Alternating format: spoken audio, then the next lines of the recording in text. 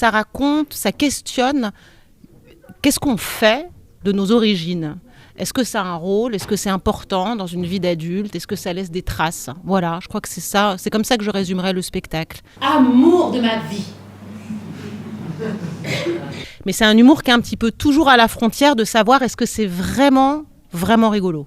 Je mens aussi quand il s'agit de dîner parce que j'ai peur qu'on me jette un sort.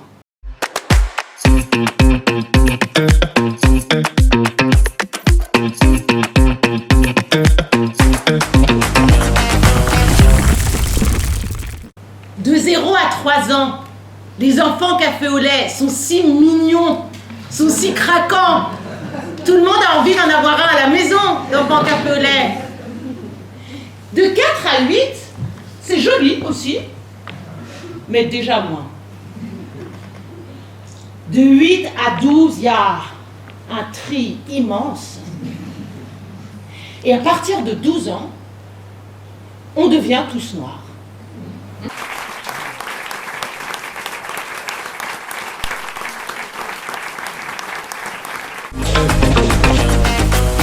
Très émouvant, voilà, beaucoup de tendresse et on sent qu'elle a eu une vie voilà, pas facile et voilà, ça dénonce plein de choses, hyper intelligentes et savamment dit et de manière poétique. Très bien, mais là, il faut le digérer un petit peu après avant d'en parler aussi facilement. Ça se digère. J'ai trouvé que le sujet était fort et que l'interprétation était incroyable et que c'était plein d'émotions et vraiment j'ai adoré la mise en scène également. Voilà. Spectacle riche en émotions, très intéressant, je recommande à 100%, moment fort agréable, fort intense. C'était super, je m'y attendais pas, c'est vraiment un superbe seul en scène, c'est très impressionnant, elle nous capte vraiment pendant 1 heure. Et c'est une histoire qui m'a beaucoup touchée parce que moi je suis immigrée, je suis descendante d'immigrés et je pense que c'est quelque chose d'assez commun chez les descendants d'immigrés ou chez les immigrés de retourner dans son pays et de pas se sentir assez de là-bas et pas se jamais sentir chez soi finalement quelque part. Donc c'est très beau et très touchant, voilà.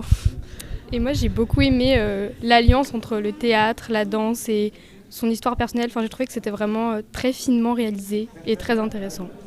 Alors les gens rient encore plus fort et m'appellent Madame Dakar. Je mens aussi quand il s'agit de dîner parce que j'ai peur qu'on me jette un sort. C'est ma tante Awa, elle m'a expliqué que dans ma famille, on jette souvent des sorts. D'ailleurs, c'est peut-être pour ça que mon père n'a pas donné signe de vie pendant 22 ans. Donc, bonsoir, moi je m'appelle Fatima Ndoye et je suis autrice et interprète d'un spectacle qui s'appelle... Bonsoir, alors, qui s'appelle Quand j'étais blanche. Et moi, je suis Nathalie Dorion et je fais la mise en scène de ce spectacle. En préparant mes valises, je me souviens l'avoir vue nue dans la salle de bain des Avanchets.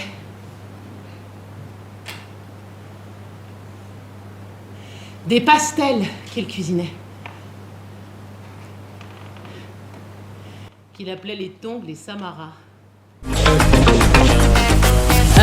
Disons que c'est un seul en scène, déjà.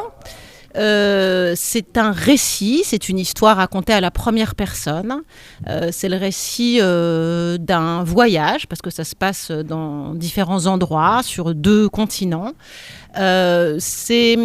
J'ai pas envie de raconter exactement ce qu'est l'histoire, mais ce que je pourrais dire, c'est que, disons que ça raconte, ça questionne qu'est-ce qu'on fait de nos origines.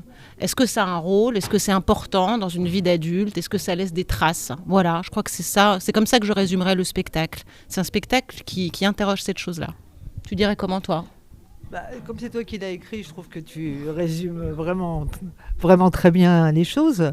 Oui, c'est un spectacle qui questionne effectivement sur nos histoires respectives. J'ai envie de dire qu'est-ce que notre histoire. Voilà, ça questionne sur notre histoire et effectivement nos origines, ce qu'on en fait.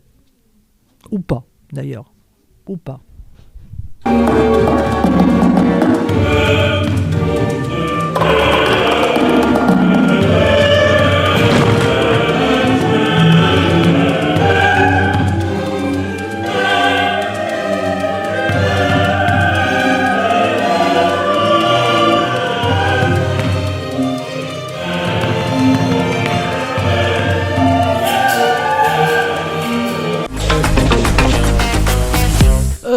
Pourquoi ? Alors, c'est une question marrante.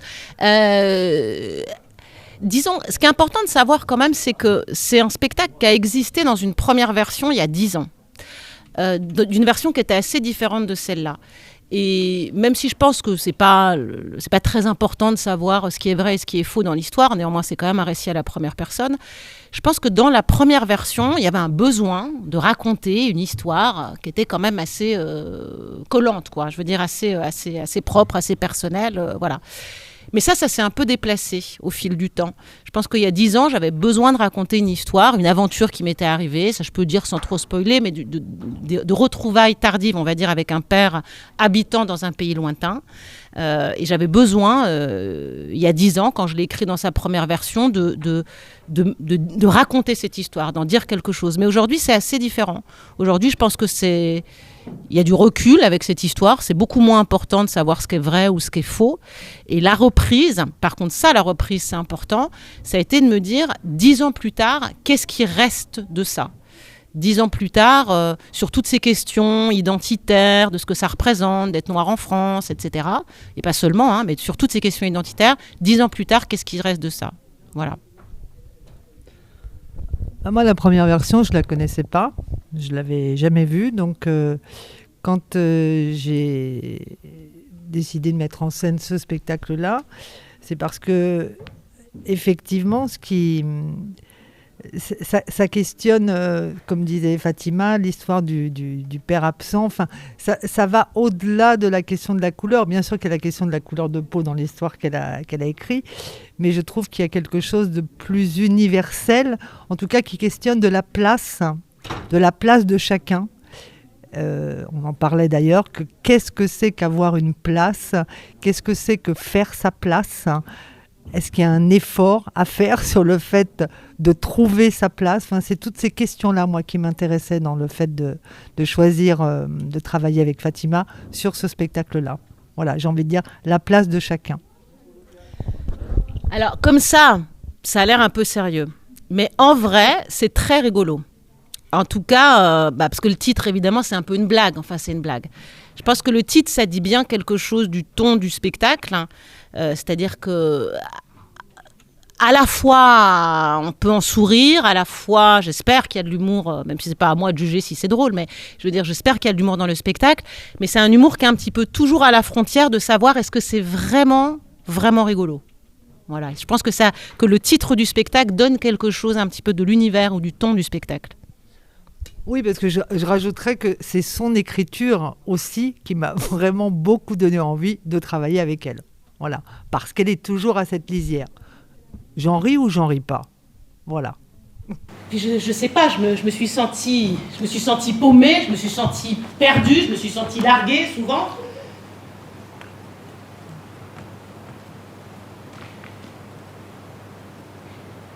Et puis je me suis sentie fière. Je me suis sentie fière aussi de savoir que je ne venais pas seulement d'Afrique, ni du Sénégal, ni même de Dakar, mais de Grand Dakar. Moi, ils sont un peu lointains, mais enfin, ils sont lointains. Je veux dire, ils sont pas. Ça fait pas mal d'années que je travaille avec beaucoup d'artistes vivant sur le continent africain, voilà, autour de la danse de création et de la danse contemporaine. Bon, je suis pas sûre que là, très directement, les gens qui peut-être vont venir au Le Pic vont d'ici peu aller au Burundi ou voilà. Mais si jamais. Voilà, si jamais on peut retrouver certaines de mes activités au Burundi, voilà, par exemple. Non, parce que moi je travaille sur la mise en scène d'un spectacle avec, ça n'a rien à voir, avec une chanteuse lyrique, un musicien, qui est pareil, un spectacle écrit par l'interprète, à croire que j'aime ça, voilà. J'aime mettre en scène ça s'appelle Debout. Voilà, mais c'est pas encore, on est encore au stade de résidence. Voilà. Et je peux dire un autre truc ? Ouais. Ça fait partie du spectacle, ça fait partie de quand j'étais blanche, mais un des projets, moi, qui là m'anime beaucoup, c'est que pour la première fois, le spectacle, il y a quelques mois, il a été joué que devant des scolaires. Et ça fait partie des choses qui nous excitent beaucoup. C'est l'idée de faire une forme de ce spectacle qui serait beaucoup plus mobile. Enfin, elle est pas très lourde puisque le spectacle est assez léger en termes de décor, mais encore plus légère pour pouvoir vraiment se déplacer et faire ce spectacle auprès de jeunes dans des écoles. Voilà, ça c'est une chose qui nous importe beaucoup. Oui, c'est vrai. Il me regarde et il me dit ma fille,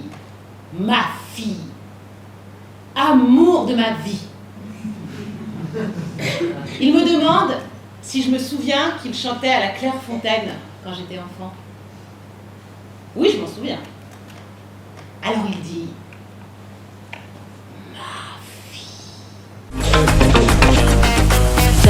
À la fois c'est vaste et puis à la fois j'ai peur de m'embourber dans des trucs.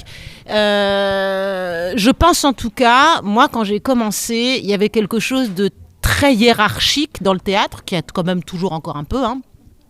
Mais en tout cas, dans les écoles de théâtre, il fallait avoir la validation d'un certain nombre de personnes pour pouvoir tracer sa route. Voilà. Alors déjà, je dirais, c'est pas mal d'envoyer valser les validations, mais vraiment bien les envoyer valser. Et puis après, on a quand même toujours besoin. Moi, j'ai eu la chance d'avoir quand même rencontré des gens sur mon parcours qui ont vu des choses que moi je voyais pas ou qui, voilà, je dis pas qu'on n'a pas besoin des autres dans tout ça, mais en tout cas, on n'a pas besoin de ces conseils, en tout cas, qui se veulent pyramidaux à dire si on a le droit ou si on n'a pas le droit de faire des choses. Ceux-là, à mon avis, il faut vraiment les virer. Non, j'ai rien à ajouter parce qu'en matière de conseils, voilà, je crois qu'effectivement, essayer de se faire un peu confiance, d'avancer, d'y croire, et puis pas trop écouter ce qu'on dit. En tout cas, de faire le choix sur ce qu'on écoute de l'extérieur. Faire le choix sur ce qu'on écoute.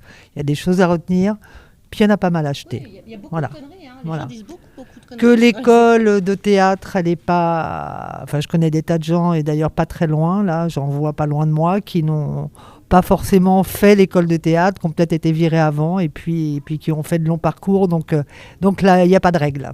Voilà. Je m'appelle Fatima Ndoye. Ndoye sans apostrophe. Ndoye Lebou. Mais je ne sais pas le dire en wolof.